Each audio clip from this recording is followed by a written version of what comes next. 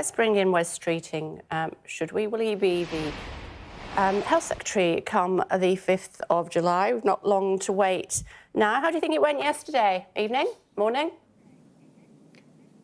Good morning, although it was a very late night. I came across from Grimsby last night, where I thought Keir gave a really strong performance. I think that's reflected with the viewers as well, where he got the chance to talk about his own motivations in terms of public service to our country, how he spent his career before entering Parliament serving our country, how he wants to serve our country if people choose him to be our country's next Prime Minister. But also got the chance to demonstrate that Labour has the answers to the challenges facing our country, that we've got a serious plan, that we're ready to go if people vote Labour on July the 4th, and that change is possible if people go out and vote for it. And I thought, that was a contrast with Rishi Sunak. And today's manifesto launch is also going to be a contrast, because whereas they had tens of billions of pounds of unfunded spending commitments, the kitchen sink manifesto,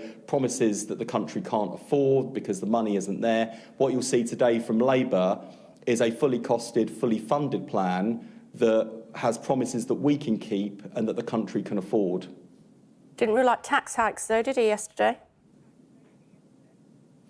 Well, we've been really specific about income tax, national insurance and VAT because working people have been clobbered time and time again. And what we wanted to show with that tax triple log was that we really understand that, and that even though there are lots of things that we want to do in terms of investing in our public services, and we've made some commitments in our manifesto on that today, what we're not going to do is repeat the mistakes of the Conservatives who've picked the pockets of working people as their first and last resort. The argument Keir Starmer's setting out today and putting front and centre is that we've got to get our economy back to growth, because the reason we have a high tax economy is because we have a low growth economy, and we've got to turn that equation on its head. And if the economy had grown under this government at the same rate that it grew under the last Labour government, there would be over £30 billion available either to invest in our public services or to return to people's pockets through tax cuts. So that's the price we're paying for having a low growth economy. Yeah, didn't rule out tax hikes though, did he?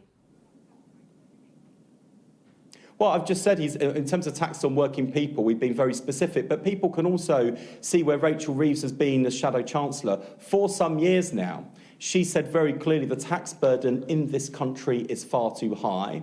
We have had critics, particularly to our left, calling for a whole raft of taxes that we have rejected because we want to make sure this country has a dynamic economy. We want to make sure that businesses see Britain as a place to invest, where you've got a serious and stable government, so your money will be safe if you invest. You know that we're not going to chop and change prime ministers, we're not going to chop and change chancellors, we're not going to chop and change on our plan. And that's the kind of stability that business is crying out for. On investment, we're making some commitments today, whether that's investing in the renewable energy that will drive our green energy revolution here in Britain, which will create jobs, and also for every pound that the taxpayer puts in, we'll get 3 times as much private sector investment. That's the kind of dynamic partnership people want to see, and reform there too in terms of our planning system, in terms of the regulatory framework in this country, so that we can get Britain's economy motoring, so we don't have to pull the tax lever in the way the Conservatives have, because they've delivered a low growth economy. Yeah, but you guys cannot rule out tax hikes come the time that you are in power, can you? Why don't you just say, no, we can't, because we haven't seen the books yet, so we don't know what it looks like? Well, because I think we've got a really serious plan for growth. And as I say, there's been a high bar to get into Labour's manifesto today. We've got to make sure these are promises that we can keep and the country can afford.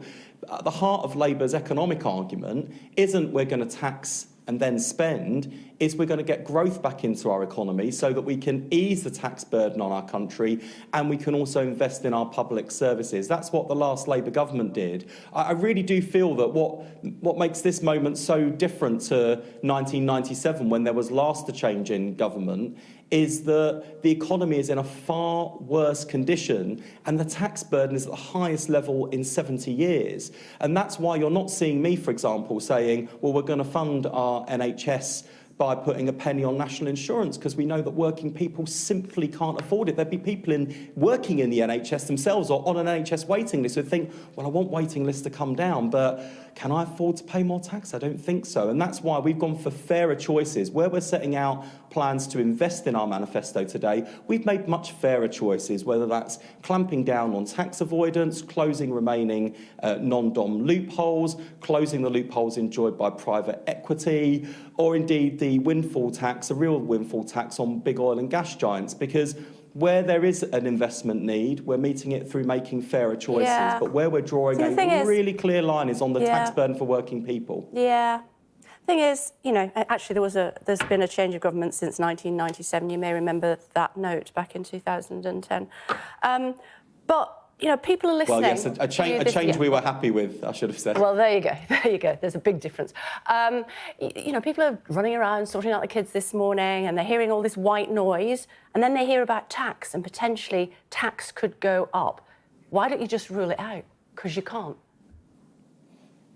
Well, the reassurance we've given to parents who are running around this morning or getting ready for work, or other people who are running around this morning getting ready for work, is we're not going to put up their income tax, their national insurance or their VAT. If they are running around this morning getting their kids ready for school and worried about getting themselves to work on time, then free primary school breakfast clubs will be fantastic, because that's an extra hour at the start of the school day where they don't have to worry about their children. If they're parents who are struggling at the moment and worrying about how to feed their children, those breakfast clubs will make sure that they start the day with hungry minds instead of hungry bellies. If there's someone that's not running off to work today because they're stuck on an NHS waiting list, 40,000 more appointments every week will help us to get the backlog down. And if they're worried about whether or not their kids are going to be safe walking to school this morning because of crime on their streets, well, an extra 13,000 police officers in neighbourhood policing teams, that will make a real difference too. There are plenty of practical changes, positive changes in Labour's manifesto today, all of them fully costed, all of them fully funded, without having to increase the burden of taxation on working people,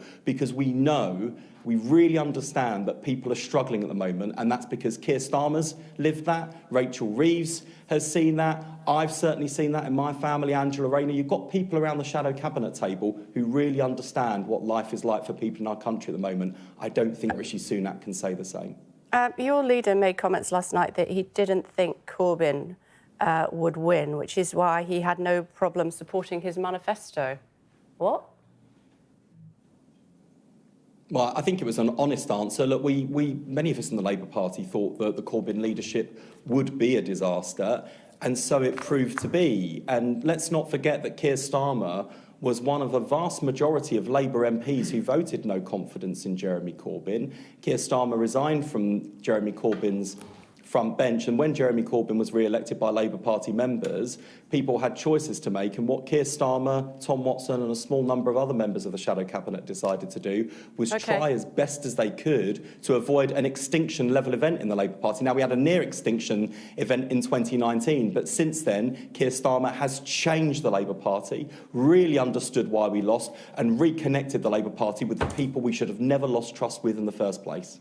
OK. How is it in God's own country this morning? I'll say that again, Kay. I missed that question. I said, how is it in God's own country this morning, the northwest of England? Well, the sun is shining. I hope it will shine on the Labour Party right up till the general election. We're really looking forward to today, because it is our chance to set out fabulous our stall. was all you had to and say. there We're is out a of clear time. choice. You just needed to say it's fabulous here.